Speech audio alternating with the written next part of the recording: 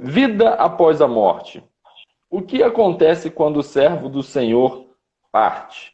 O que a Bíblia diz a respeito da morte, né? Quando o Senhor Deus lá no Jardim do Éden alertou a Adão dizendo que se um dia ele desobedecesse e comesse, né, do fruto da árvore do conhecimento do bem e do mal, certamente ele morreria. E aí a gente sabe que Adão não morreu ali naquele momento, fisicamente.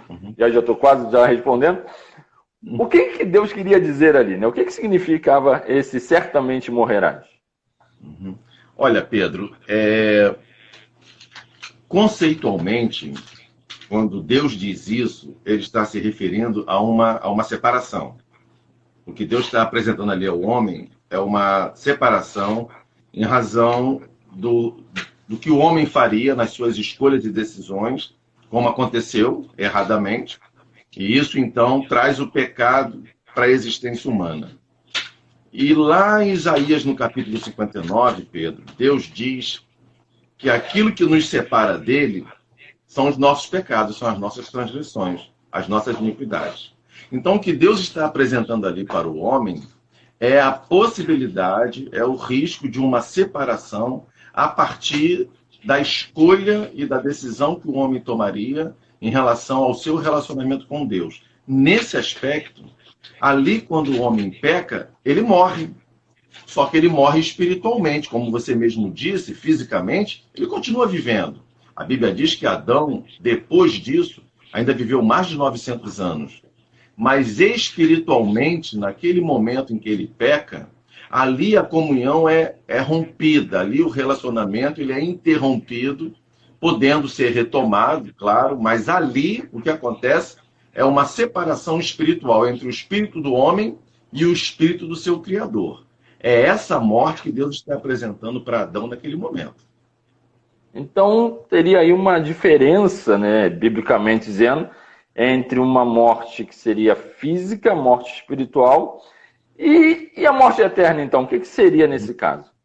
Veja, sempre partindo do princípio, Pedro, é importante reiterar o seguinte: na Bíblia, a morte nunca está vinculada a uma aniquilação da existência. Nunca. A uma cessação da existência. Morte na Bíblia sempre está relacionada a uma ideia de separação. Bem, o que é a morte eterna? Uma pessoa que, já estando morta espiritualmente, porque está separada de Deus, em razão dos seus pecados, e esta comunhão não é restabelecida em Cristo, se essa pessoa, Pedro, passar pela morte física, que já é a separação daquilo que é material, do que é imaterial, daquilo que é físico, do que é espiritual, ou seja, a separação da matéria, do corpo, em relação à alma e espírito. Se essa pessoa que está morta espiritualmente, infelizmente, passar pela morte física, aí em Hebreus capítulo 9, versículo 27, diz que cabe ao homem viver uma vez, e depois disso vem o juízo. Então, a morte eterna é a separação para sempre entre o homem e Deus, porque ele morre fisicamente estando morto espiritualmente. Essa é a morte eterna, que não pode ser mais revertida. Enquanto a vida física, nem que seja no último momento, ainda é possível desfazer essa ruptura, essa separação a partir da decisão do homem. Mas se ele passar pela morte física, estando morto espiritualmente, a Bíblia diz que ele passa pela morte eterna. É curioso isso porque no Ibadejo, nosso seminário aqui, né, na Assembleia de Deus Jardim Alvorada, o Ibadejo, nas minhas aulas sobre antropologia, eu sempre destaco que a gente tem uma ideia, né, de que o homem está morto espiritualmente, longe de Deus, como se esse espírito do homem, né, estivesse ali em silêncio, estivesse morto na nossa concepção. E eu digo, não, na verdade esse espírito está muito ativo, né? Está muito ativo dentro desse homem, e a morte significa essa separação. Isso aí leva a gente a considerar uma questão que às vezes causa certa confusão lá de Eclesiastes, quando diz, né, que o homem, né, volta ao pó quando morre e o espírito volta a Deus. Aí parece, né, que o espírito do salvo, que estava ali num relacionamento ativo com o Espírito Santo, esse aí volta a Deus, mas aquele outro também lá que o espírito estava quieto, que o espírito estava como se estivesse morto, também voltaria a Deus. Esse entendimento é verdadeiro, pastor Gil? Veja, Pedro, uma linha de pensamento errônea, antibíblica, chamada universalismo, se apoia em passagens bíblicas como esta, dando a ideia de que no final dos tempos, Deus resolveria a questão do pecado, considerando que ele, sendo bom, não permitiria que as suas criaturas vivessem para sempre sob castigo e sob punição. Nesse aspecto, nós precisamos observar, Pedro, que o homem, a partir da sua escolha, da sua decisão moral, ele é responsável pelo seu destino. O que o escritor está dizendo ali em Eclesiastes? Que nesta vida física, nós podemos mudar o futuro, mas no futuro ele não pode mais ser mudado. Ou seja, essa pessoa, como eu disse, passando pela morte física, estando morta espiritualmente, após a vida física, a decisão não é mais dela, a escolha não é mais dela. Agora a soberania de Deus prevalece, porque no tempo em que o homem tinha a oportunidade de escolher, ele escolheu errado. Então, a partir daí, nesse aspecto, o espírito volta a Deus, no sentido de domínio, de controle, sem a permissão ao homem de tomar a decisão e escolha. Após a vida física, Pedro, nós não temos mais escolha e decisão, só na vida física. Nesse aspecto, o espírito volta a Deus, mas não salvos e ímpios, como a gente vai ver no decorrer dessa live. Então a gente tem que perseverar no caminho do Senhor enquanto estamos nessa vida, porque depois não há mais o que fazer nesta vida. É importante enfatizar sempre isso, Pedro, que o tempo de escolher e o tempo de decidir é na vida presente, é na vida física. Porque a partir daí não há mais a participação objetiva do homem quanto ao seu destino. É basicamente a lei da semeadura. Aquilo que ele semeou, ele vai colher. Não podendo mudar o que ele vai colher. O que ele pode é mudar a semente na vida presente. Mas a colheita ele já não muda mais. Não muda mais. Agora, uma questão que essa seguidora ela tinha colocado, e era o que realmente estava ali afligindo ela naquele momento, era quando o servo do Senhor ele parte, ele morre, para onde é que ele vai exatamente naquele momento? Porque a gente tem uma passagem bíblica, que é aquele diálogo entre Jesus e o ladrão da cruz, em que Jesus diz para ele: hoje mesmo estarás comigo no paraíso.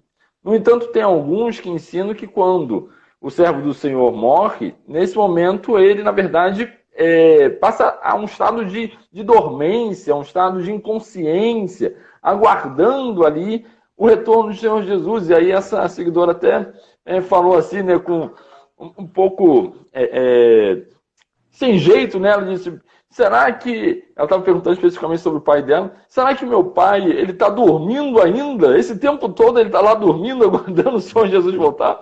Explica isso, pastor Gil. A teologia, Pedro, ela chama isso de o sono da alma.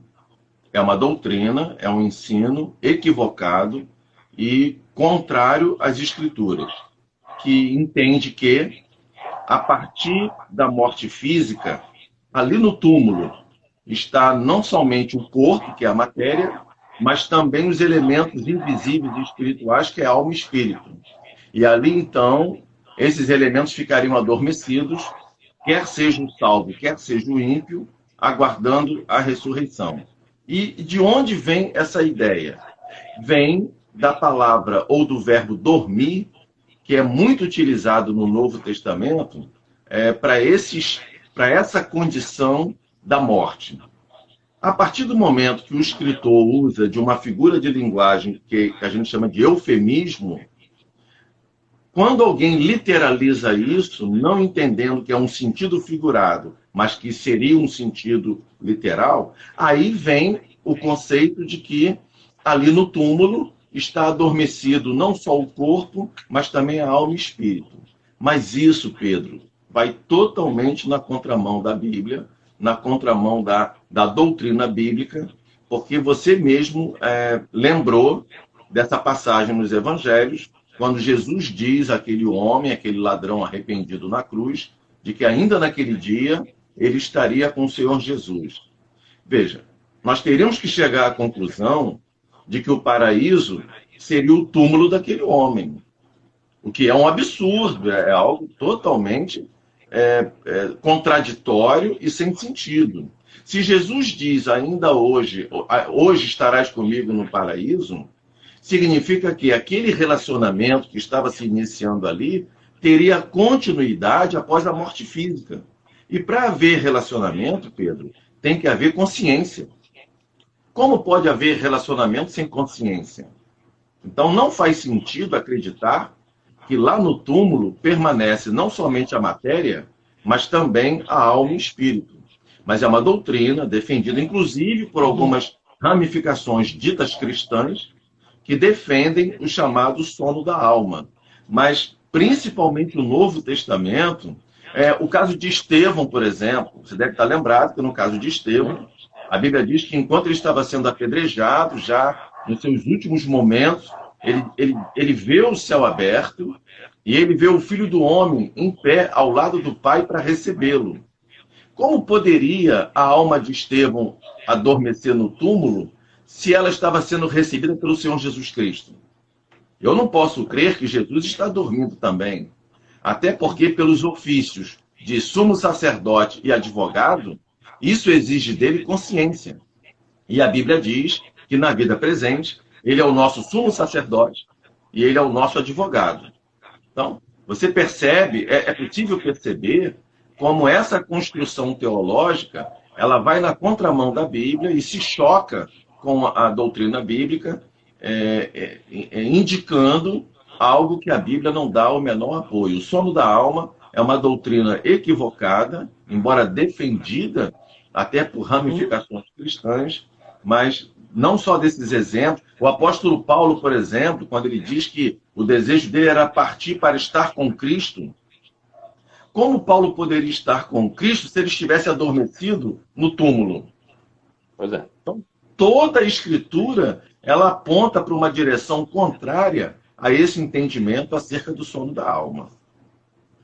Isso é tão interessante que, realmente, ao longo do Novo Testamento, a gente vai encontrar em diversas passagens, Paulo, por exemplo, falando, né, acerca dos que dormem, né, não quero que sejais ignorantes, como diz lá os Tessalonicenses, como diz também lá em Coríntios, né, por causa disso há entre vós muitos que dormem, né, ou seja, essa ideia do dormir, na verdade, é um eufemismo do Novo Testamento, da linguagem neotestamentária, para aqueles que partiram, para aqueles que estão mortos.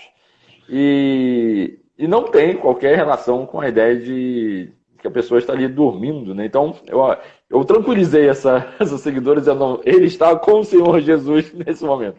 E consciente disso.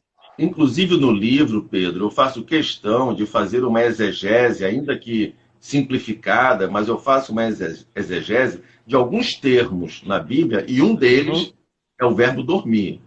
Há diferentes palavras na língua original do Novo Testamento, que na língua portuguesa, Pedro, só o que o tradutor pode fazer é traduzir como dormir. Mas na língua grega você tem diferentes palavras que indicam condições diferentes, que nesse ponto a tradução traz um pouco de dificuldade por não ter termos equivalentes que possam expressar o mesmo significado da língua original. Um desses casos é o verbo dormir, que pode ser no sentido literal ou no sentido figurado. Em relação à morte, é um sentido figurado, na verdade. Para onde é que iam os santos do Antigo Testamento antes do Senhor Jesus Cristo ressuscitar? No livro, Pedro, eu levanto essa discussão, não deixo de me posicionar, mas eu levanto essa discussão acerca dessa verdade bíblica acerca dos santos do Antigo Testamento, quanto ao seu estado intermediário até a morte e ressurreição de Cristo.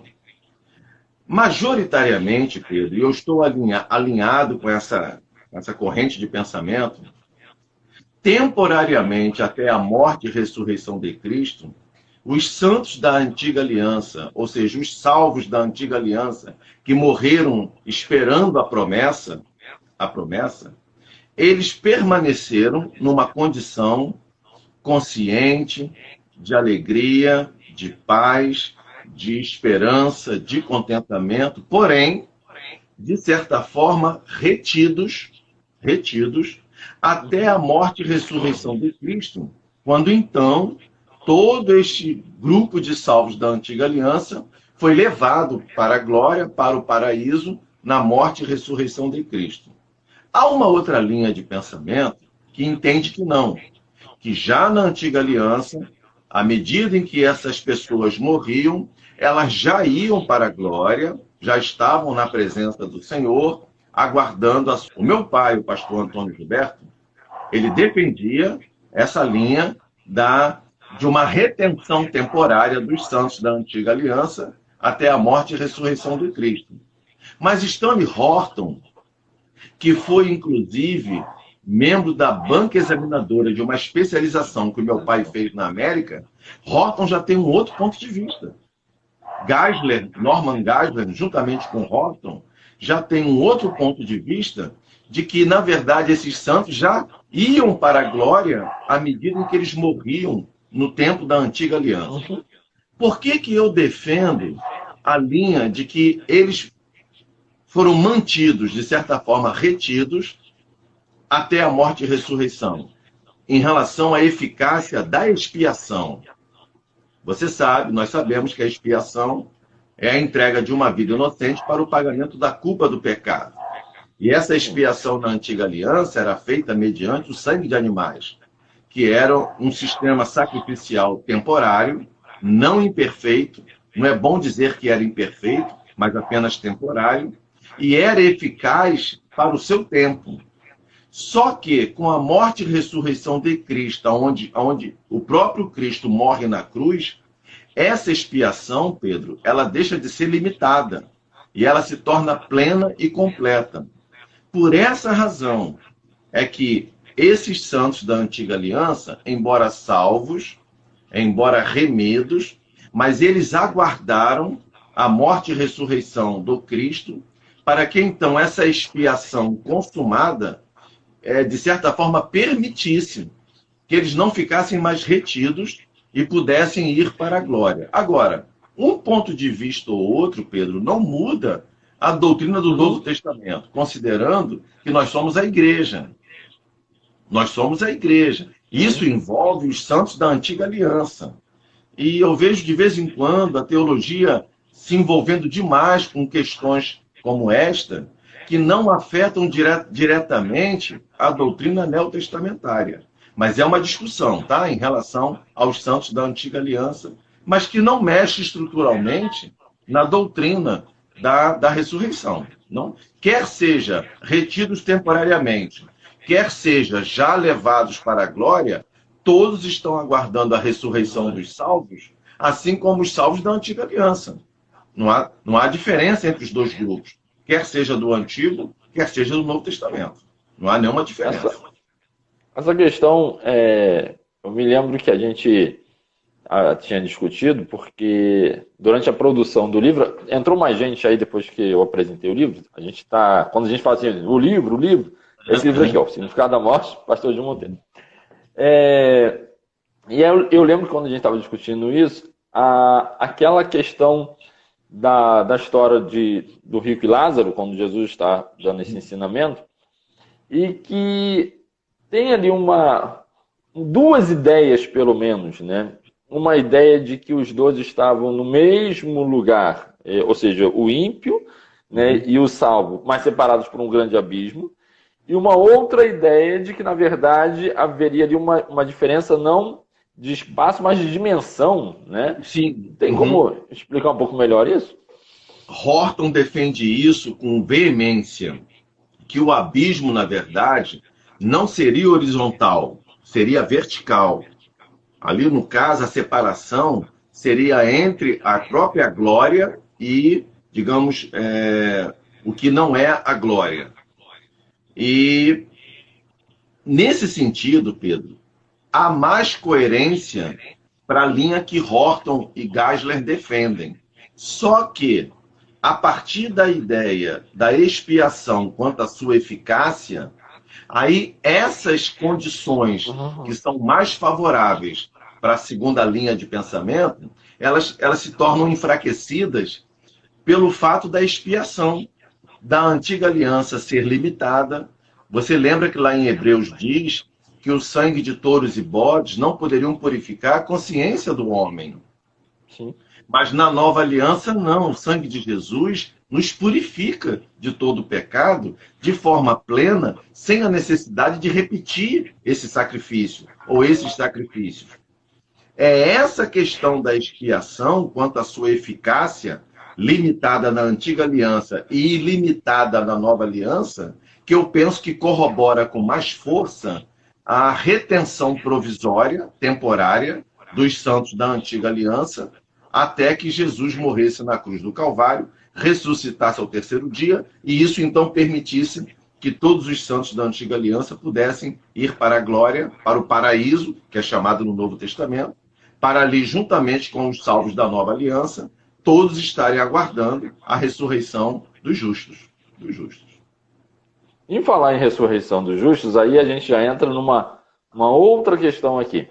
Porque a Bíblia vai dizer lá em Apocalipse, bem-aventurado, né, e santo é aquele que tem parte na primeira ressurreição. Se tem primeira ressurreição, dá uma ideia de que teria uma segunda ressurreição, né? E quantas ressurreições, afinal, haverá nesse período do fim, né, na volta de Jesus? Nós precisamos visualizar dois quadros aí. Essa passagem que você citou está em Apocalipse, no capítulo 20, quando fala dos mártires da grande tribulação. Você está lembrado que diz que todos os mártires da grande tribulação vão ressuscitar e vão reinar, aquela coisa toda. E aí João diz que esta é a primeira ressurreição. Muito bem. Se nós levarmos em conta a revelação progressiva de Deus, porque, Pedro, a hermenêutica sadia, ela está fundamentada num princípio de que a Bíblia explica-se a si mesma no seu contexto imediato e remoto.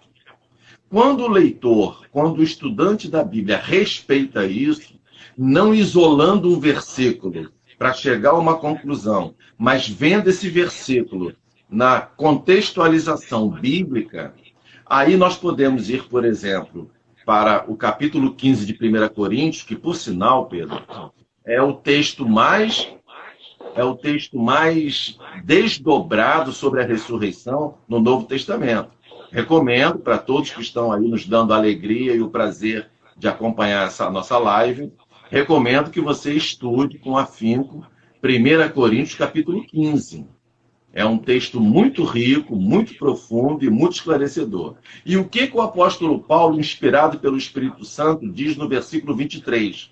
Que ele diz que nós ressuscitaremos segundo a ordem de cada um. E aí ele diz, primeiro Cristo, que são as primícias, e depois nós na sua vinda.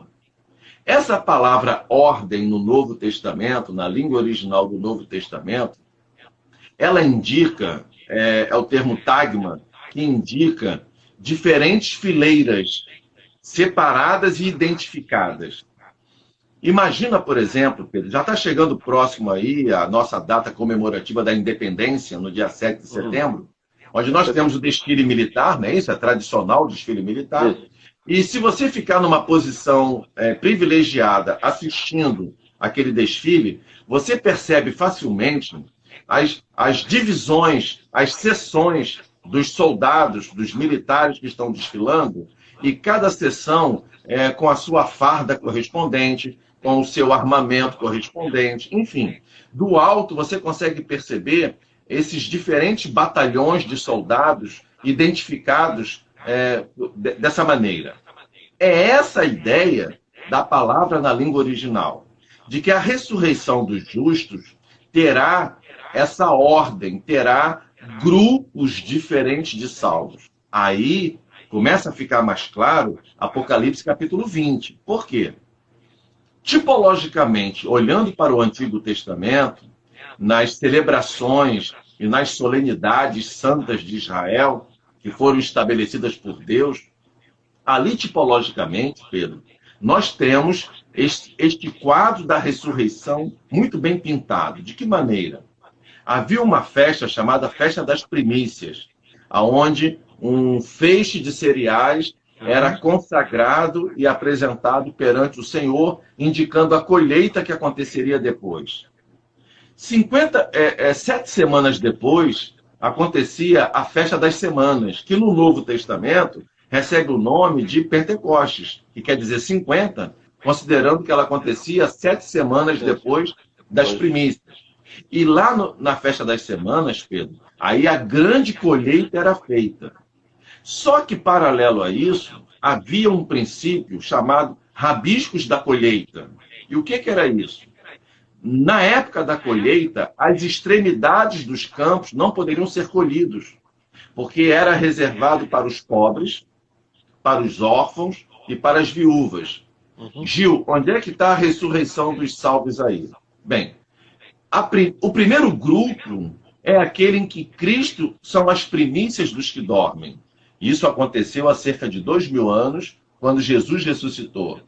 Agora, a festa da colheita vai ser o arrebatamento da igreja.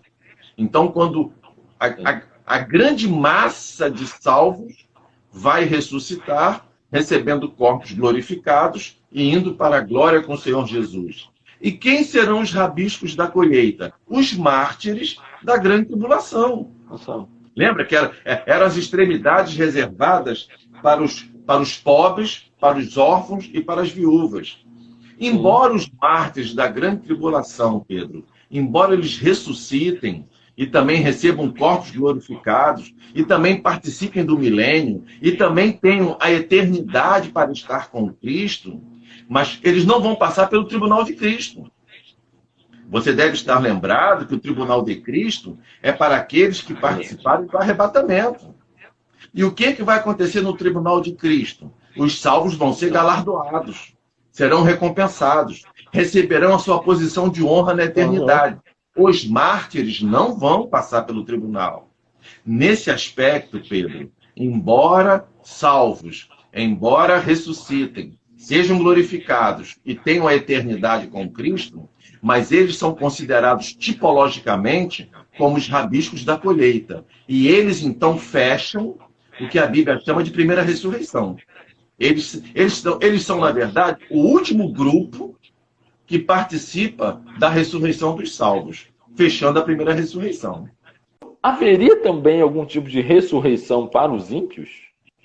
Assim como é errôneo aquela doutrina do chamado universalismo, onde Deus no final resolveria tudo em relação ao pecado e todos seriam salvos, a ideia do aniquilacionismo, que é uma ideia antiga, lá no período da patrística, já havia quem defendia isso, um período já lá do início da história da igreja, nos primeiros séculos da igreja cristã. Mas essa doutrina, Pedro, ela não subsiste diante das escrituras, porque a própria justiça divina ficaria comprometida por esse princípio. Porque se os ímpios fossem aniquilados, deixando de existir, como eles poderiam colher aquilo que eles semearam na vida presente? Deus não seria justo nesse sentido. Então, não procede biblicamente esse ensino, porque de forma clara, de forma objetiva, lá no final de Apocalipse, após o milênio, ainda há um intervalo, Pedro, de mais ou menos 1000 anos, entre a ressurreição dos salvos, na sua última etapa envolvendo os mártires da grande tribulação, e a ressurreição dos ímpios. Essa ressurreição deles somente vai acontecer no juízo final, no que a teologia chama de tribunal do trono branco, onde todos os ímpios, mortos, ressuscitarão em seus corpos decaídos, vão se apresentar diante desse tribunal, os livros serão abertos e cada um será julgado segundo as suas obras, os seus nomes não serão achados no livro da vida e eles então serão lançados no que a Bíblia chama de lago de fogo, que é, digamos assim, a condenação definitiva de todos os ímpios que já após a morte física estão em estado de condenação. mas estão provisoriamente, e aí, Pedro, mais uma vez no meu livro, eu faço uma exegese da palavra inferno no Novo Testamento. A tradução, Pedro, traz uma dificuldade muito grande quanto a essa palavra. Mas lá no livro de Apocalipse, nesse contexto que eu mencionei agora, diz que o inferno será lançado no lago de fogo. Veja que a coisa não faz muito sentido. O inferno sendo lançado no lago de fogo. Mas quando a Bíblia fala inferno, se refere ao chamado Hades, ou seja, um estado intermediário, consciente, de castigo, de dor, de sofrimento, de condenação, aguardando a ressurreição. Para que os ímpios, ao ressuscitarem e sejam julgados e condenados no sentido de sentença, eles permaneçam nesse estado de condenação, de sofrimento, de castigo, mas agora num estado definitivo, que é o chamado lago de fogo. Então, essa ideia de que a existência humana é aniquilada para os ímpios, para que eles não sofram, é totalmente contra as Escrituras, Pedro. Totalmente contrário ao que a Bíblia precipita. Totalmente. Quando a gente fala sobre morte para o cristão, a morte para o cristão, na verdade, Paulo dizia que a morte para ele era lucro, né? Porque para o cristão, quando nós ouvimos isso, nós sabemos que é uma esperança para a gente. Falar disso, essa é a forma, se nós não formos arrebatados, se Cristo ainda não retornar, e eu acredito que Jesus Cristo está bem próximo de retornar devido a todas as circunstâncias que a gente está vivendo, mas se Cristo não voltar agora, só tem uma forma de nós nos encontrarmos com Ele, e é passando por isso. Então, é um assunto que é um assunto de esperança, né, de fé. Agora, que nós... Só quero fazer uma colocação nesse sentido, que eu creio que pode não só consolar, mas também edificar a fé de muitos que estão nos assistindo. Veja, quando nós falamos do pecado e do que a obra de Cristo fez em relação a nos livrar do pecado, nós precisamos ver isso numa perspectiva de 3 tempos distintos. Ou seja, a obra expiatória de Cristo, ela nos livra do pecado em 3 tempos diferentes. Nos livrou no passado, porque a justificação nos livrou da condenação do pecado. Isso aconteceu lá quando eu me converti, quando você se converteu, e quando muitos se convertem. Nesse momento da conversão, Pedro, nós ficamos livres da condenação do pecado. Porque Jesus nos justifica e nós temos paz com Deus. Na vida presente, Pedro, a obra expiatória de Cristo, ela também nos livra do domínio do pecado. A Bíblia diz que aquele que é nascido de Deus não vive na prática do pecado. Ou seja, não está mais sujeito ao pecado, embora possa pecar. Porque todos nós podemos pecar, mas nós não somos mais escravos. Nós não somos mais servos do pecado. Porque se nós permanecermos em Cristo, então a obra expiatória dele nos livra desse domínio. Só que ainda tem uma etapa, Pedro, que ainda vai se cumprir. Porque na glorificação da igreja, nós ficaremos livres da presença do pecado. É nesse sentido que a morte física, embora para nós seja também dor, luto, perda, saudade, lembrança, mas por outro lado, Pedro, já é a certeza de que da presença do pecado, aqueles que morrem em Cristo estão garantidos. Porque na glorificação da igreja, não haverá mais a presença do pecado. Aí para nós fica dor, fica saudade, fica lembrança. Não é fácil. O luto não é fácil. Não é fácil de passar. Mas, por outro lado, nós nos consolamos porque podemos vê-los como aqueles que, ao que vencer. É verdade. E eles venceram, e agora para eles tem garantido a glorificação. Que para nós ainda é uma luta, ainda é um desafio, de nós nos mantermos em Cristo, permanecermos nele, para também fazermos parte deste grupo que será glorificado.